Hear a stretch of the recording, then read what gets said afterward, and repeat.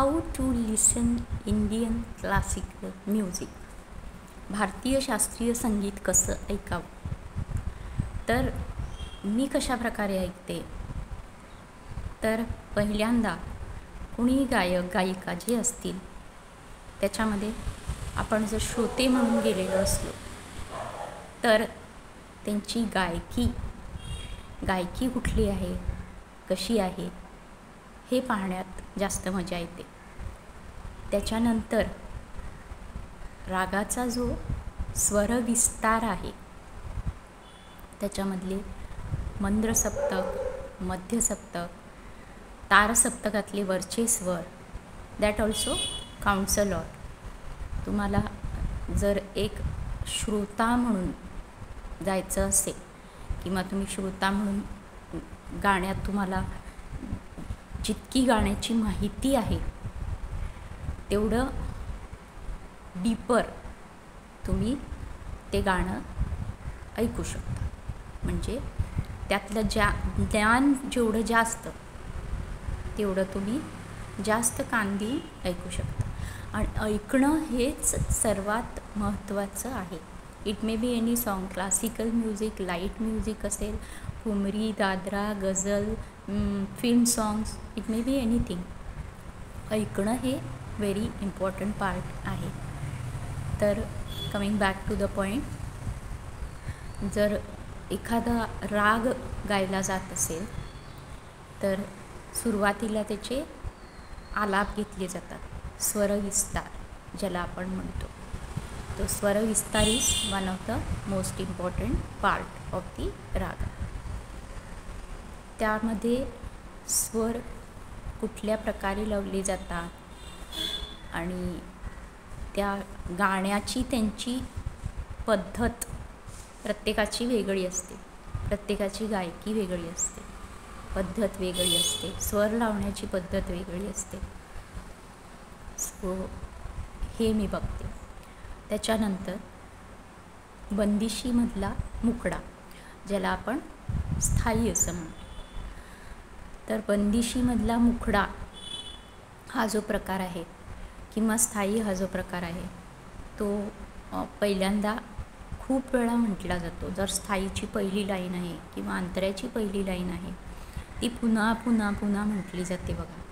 त्यानंतर त्याच्यामध्ये हळूहळू स्वरांचा विस्तार केला जातो, आलाप गायले जातात. त्याच्यामध्ये आलापानंतर ताना घेतले जातात. So that you have to observe as a audience.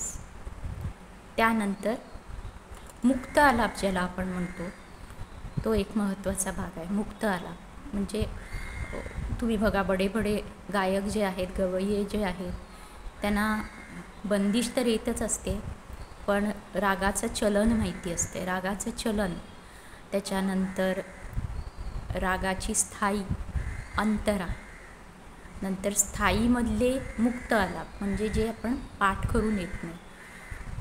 तुम्हाला एकदा रागाचं स्ट्रक्चर माहीत असलं की तुम्ही त्याचे आलाप म्हणू शकता न पाठ करता, न बसवता.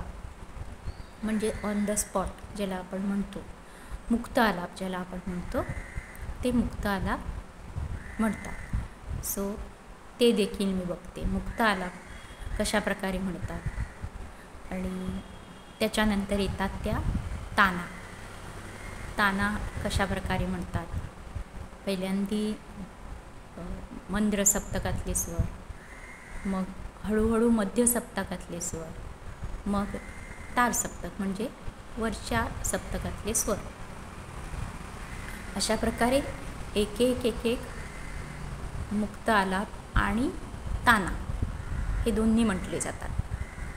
त्याच्यानंतर अंतरामध्ये सुद्धा तोच पार्ट आहे. पहिल्यांदी म्हटली जाते, 3-4 वेळेला म्हटली जाते. मग त्याच्यामधली पहिली ओळ घेऊन मग आलाप केले जातात. त्याच्यानंतर दुसरी ओळ घेऊन मग आलाप केले जातात. किंवा काही वेळेला काय करतात, दोन्ही ओळी घेऊन त्याच्यानंतर ताना म्हटले जातात. So it goes as per the structure of the raga. त्या प्रकारे जशी बंदिश बसवली आहे, अर्थात त्याचा ताल आहे, ताल कसा वाजवतो ते देखील आपण बघतो. कुठला ताल आहे, मध्यलयमधला ताल आहे, द्रुतलय आहे, जलद ताल आहे, एक पटीत वाजतो आहे की 2 पटीत आहे, ते देखील आपण बघतो. त्याच्यानंतर जर हार्मोनियम असेल तर हार्मोनियमवरती मध्ये मध्ये कुठले स्वर घेतले जातात, त्याची जी पट्टी आहे गायकाची, त्या प्रकारे ते स्वर घेतले जातात अर्थातच. आणि त्याच्यामध्ये पुन्हा वेगवेगळे व्हेरिएशन्स केले जातात. रागातले व्हेरिएशन्स आहेत ते देखील घेतले जातात, ते देखील आपण ऐकले पाहिजेत. मग अर्थातच आल्या ताना, आलाप, वरचे स्वर, मंद्रसप्तक, तारसप्तक, हे देखील तेवढंच इम्पॉर्टंट आहे. नाट्यगीत असतील, अर्थातच नाट्यगीतांमध्ये सुद्धा अर्थातच ताना घेतल्या जातात जास्त करून नाट्यगीतमध्ये. आणि फुल्ली क्लासिकल बेस्ड नाट्यगीतं जी असतात ती तशीच असतात. त्याच्यानंतर येतात फिल्म सॉंग्स, लाईट म्युझिक, भक्तिगीत, भावगीत. त्याच्यामधले आपण त्यांचे भाव, गाण्यातला त्यांचा जो पोत आहे तो आपण पाहतो, किंवा कुठल्या डेप्थनी ते गायक म्हणतात ते आपण पाहतो.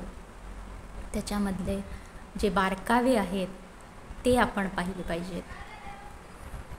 म्हणजे क्लासिकल म्युझिक म्हणजे नुसतं गाणं म्हणणं किंवा काय स्वराला स्वर लावणं असं नाही आहे. त्याच्यामध्ये खूप साऱ्या गोष्टी आहेत. त्याच्यामध्ये स्वर आहेत, तबला आहे, तानपुरा आहे, तानपुऱ्यावरचे स्वर आहेत, नंतर आलाप आहेत, मुक्त आलाप आहेत, ताना आहेत, तबला आहे. अशा वेगवेगळ्या गोष्टी ह्या सगळे मिळून इंडियन क्लासिकल म्युझिक ज्याला आपण म्हणतो ते बनतं. सो प्रत्येक गाण्याला किंवा आपण राग म्हणतो त्याला, प्रत्येक ह्याला एक आपली स्वतःची एक ओळख असते बघा, किंवा प्रत्येक गाण्याला एक गाण्याची एक पद्धत आहे ती आपण पाहतो. सो आपण एक श्रोता म्हणून गेलो ना तर ह्या सगळ्या गोष्टी आपण ऐकल्या पाहिजे. So these are the basics of Indian classical music. So अर्थातच आता एवढे काय काय प्लॅटफॉर्म्स आपल्याला उपलब्ध आहेत सोशल मीडियावरती, तिथं आपल्याला वेगवेगळ्या प्रकारची, वेगवेगळ्या लोकांची गाणी, इन्स्ट्रुमेंटल म्युझिक, खूप खूप खूप काही ऐकायला मिळतं. आपण जेवढं जास्त ऐकणार तेवढा आपल्याला त्यातून आनंद मिळतो, ज्ञान मिळतं. बरोबर ना मंडळी? सो अशा प्रकारे क्लासिकल म्युझिक ह्याची जर्नी आहे. So keep on singing, keep on listening to Indian classical music. Hope you all liked my video, and if you are new to my channel, subscribe my channel, like and share my videos, and follow Musical Madhuri Deshpande channel. Thanks for watching. See you all in next video, and do take care of yourself.